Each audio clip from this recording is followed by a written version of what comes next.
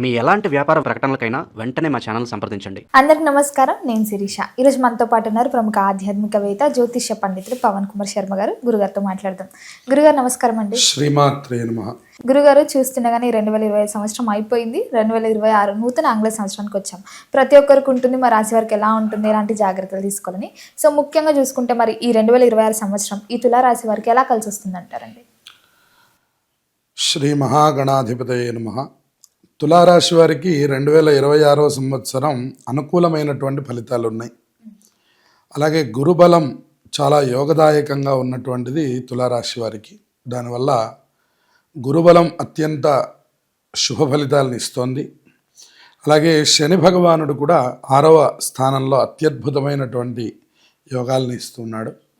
అలాగే రాహుకేతువులు రెండూ కూడాను పంచమ స్థానంలో ఉన్నటువంటి రాహు అంటే సంతాన సంబంధమైనటువంటి సమస్యలు, అలాగే ఉద్యోగ అవకాశాల కోసం ప్రయత్నం చేస్తున్నటువంటి తులారాశి వారికి వాళ్ళందరికీ కూడాను ఈ కొత్త సంవత్సరంలో కొత్త కొత్త వార్తలు వినపడడం, ఇప్పటిదాకా ఏ పనులు పూర్తవ్వాలో అవన్నీ పూర్తయిపోవడం, ఆర్థికంగా ఈ సంవత్సరంలో కాస్త అభివృద్ధిని చూడడం, అలాగే అన్ని రంగాల వారికి కూడా అభివృద్ధి అనేటటువంటిది కనబడబోతుంది.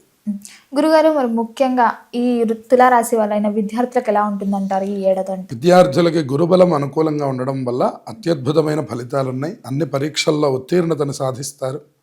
ఏకాగ్రత కోసం ప్రయత్నం చేస్తే ఏకాగ్రత లోపం ఉన్నది, అది గనక ప్రయత్నం చేస్తే తప్పకుండా విజయం సాధిస్తారు.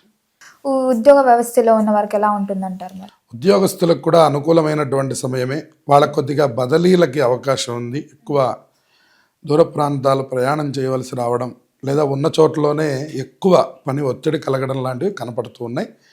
మొత్తం మీద ఉద్యోగస్తులకు కూడా ధనలాభం చాలా బాగా ఉంది. అలాగే ప్రమోషన్లు, వాళ్ళు అనుకున్నటువంటి ఏదైతే గోల్స్ ఉన్నాయో వాటన్నిటిని సాధించడానికి ఇది ఒక మంచి సంవత్సరం అని చెప్పుకోవచ్చు. గురుగారు, ముఖ్యంగా గత సంవత్సరం నుంచి ఎవరైతే వివాహ కోసం ప్రయత్నిస్తుంటారో మరి ఈ సంవత్సరం వివాహ యోగం ఉందంటారా? పరిపూర్ణంగా తులారాశి వారికి ఈ సంవత్సరం వివాహ యోగం ఉన్నది. గురుబలం చాలా బాగా యోగిస్తూ ఉండడం వల్ల అత్యద్భుతమైన ఫలితాలు ఉన్నాయి. ఎవరైతే జూన్ తర్వాత వాళ్ళ ప్రయత్నాలు ప్రారంభం చేస్తారో వాళ్ళకి మంచి శుభ ఫలితాలు కలుగుతాయి. గురుగారు, ముఖ్యంగా వివాహం జరిగిన తర్వాత సంతానం కోసం చాలా మంది ఎదురు చూస్తుంటారు, సంతానం లేక బాధపడుతుంటారు. సో ముఖ్యంగా ఈ తులారాశి వారికి ఈ ఇయర్లో సంతాన యోగం ఉందంటారా? మరి సంతాన యోగం కూడా పరిపూర్ణంగా ఉంది. వీళ్ళు ప్రతినిత్యము కూడా గురు స్తోత్రం పారాయణ చేయడం, అలాగే దత్తాత్రేయ స్వామి వారికి, దక్షిణామూర్తికి నమస్కారం చేస్తూ ఉంటే చక్కటి సంతానం కలిగే అవకాశం ఉంది. ముఖ్యంగా గురుగారు, మరి రాజకీయ రంగంలో ఉన్న వారికి ఎలా ఉంటుందంటారు? ఎలాంటి జాగ్రత్తలు తీసుకోవచ్చు అంటారు? రాజకీయ రంగం వారికి మంచి పేరు ప్రతిష్టలు వచ్చేందుకు అవకాశం ఉంది. అలాగే వాళ్ళు ఇప్పటి వరకు కూడా అంటే గుర్తింపు లేకుండా ఉన్నటువంటి కొంతమందికి ఈ సంవత్సరం మీరు చేసే పనులన్నీ కూడా గుర్తింపు పథంలో నడుస్తూ ఉంటాయి. ఇంతకుముందు అర్ధాష్టమ శని వాటితో చాలా ఇబ్బందులను ఎదుర్కొన్నటువంటి వాళ్ళకి ఇప్పుడు ఈ సంవత్సరం పరిపూర్ణంగా గురుబలం రావడం, శని బలం రావడం, ముఖ్య గ్రహాల అనుకూలత రావడం వల్ల మరిన్ని శుభయోగాలు రాజకీయ నాయకులకి ఉన్నాయి. గురుగారు, మరి ముఖ్యంగా కళాకారులకి ఈ సినీ రంగంలో ఉన్న వారికి ఎలా ఉంటుందంటారు ఈ సంవత్సరం? కళారంగం వారికి కూడా ఈ సంవత్సరం బాగా అనుకూలంగా ఉంది. ఇప్పటివరకు మిమ్మల్ని గుర్తింపు రాలేదు పూర్తిగా అనుకున్నంత స్థాయిలో.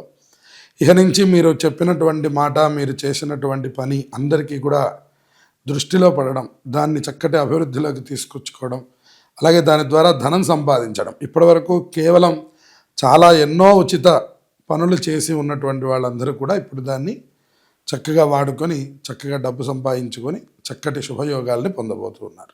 ముఖ్యంగా గురుగారు, మరి ఈ సంవత్సరంలో అనేక మంది గత సంవత్సరం నుంచి చూసుకుంటే రోగాల వల్ల బాధపడుతున్నారు. సో ముఖ్యంగా ఈ తులారాశి వారికి ఈ 2026లో ఆరోగ్యపరంగా ఎలా ఉంటుందంటారు? ఆరోగ్యపరంగా కొన్ని సమస్యలు ఏర్పడేందుకు అవకాశం ఉంది. ఎవరైతే 40 సంవత్సరములు దాటిన తులారాశి వారు ఉన్నారో వారికి ఆరోగ్య సమస్యలు కొద్దిగా కనబడుతూ ఉంటాయి. దానికి ప్రతి శనివారం కూడా నియమం చేసి ఆంజనేయ స్వామి వారి దర్శనం చేస్తే పరిపూర్ణమైన శుభయోగాలు కలుగుతాయి. ముఖ్యంగా గురుగారు, ఈ తులారాశి వారు ఎవరైతే కొత్త సంవత్సరం కదా, కొత్తగా ఈ సంవత్సరంలో పెట్టుబడులు పెడదాం, లేకపోతే కొత్తగా వ్యాపారం స్టార్ట్ చేద్దాం అనుకుంటుంటారు కదా, మరి ఈ సంవత్సరం వీరికి కలిసి వస్తుందంటారా? వ్యాపారస్తులకు కూడా అనుకూలంగా ఉన్నది. కాకపోతే సంవత్సర అంతంలో మంచి శుభ ఫలితాలు కనపడుతున్నాయి. సంవత్సర ప్రారంభంలో కొద్దిగా సామాన్య దశగా ఉంది కాబట్టి వీళ్ళు ఏదైతే గతంలో ఉన్నటువంటి వ్యాపారస్తులకు అనుకూలమైనటువంటిదిగానే ఉంది. కొత్తగా ప్రారంభించే వాళ్ళు కొద్దిగా ఆగి ప్రారంభించడం అనేటువంటిది చెప్పదగినటువంటి సూచన. గురుగారు మరి ముఖ్యంగా ఆర్థిక పరంగా ఎలా ఉంటుందంటారు, ఎలాంటి జాగ్రత్తలు తీసుకోవచ్చు అంటారు? ఆర్థిక పరంగా వీళ్ళకి గత సంవత్సరం మీద ఈ సంవత్సరం మరింత అనుకూలంగా ఉంటుంది.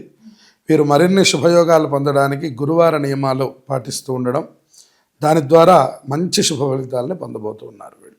గురుగారు మరి ముఖ్యంగా అకస్మాత్తుగా ధనలాభం అంటే ఎవరైనా అనుకోకుండా డబ్బులు ఇవ్వడం లేకపోతే మనకే దొరకడం అట్లాంటి ఛాన్సెస్ ఏమైనా జరిగే ఛాన్సెస్ ఉన్నాయంటారా?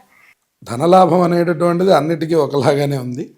అయితే వ్యాపారస్తులకి మాత్రం ఆకస్మిక ధనలాభం కనబడుతున్నది. ఉద్యోగస్తులకి వాళ్ళు అనుకున్నటువంటి ప్రమోషన్లు అవి సాధించగలుగుతారు.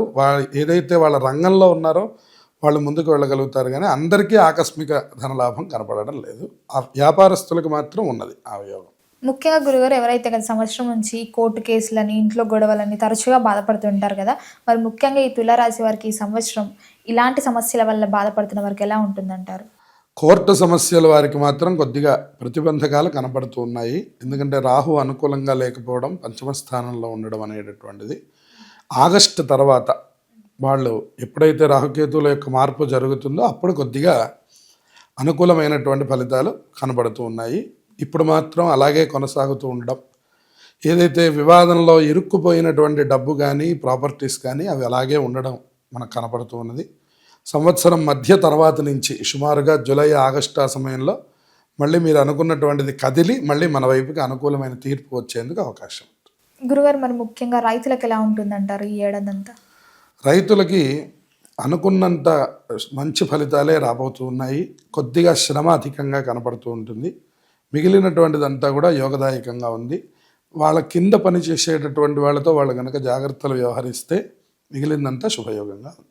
గురుగారు మరి మొత్తం మీద తులారాశి వారంతా ఈ ఏడాదంతా ఏ దైవాన్ని పూజించమంటారు, ఎలాంటి పరిహారాలు చేసుకోవచ్చు అంటారు?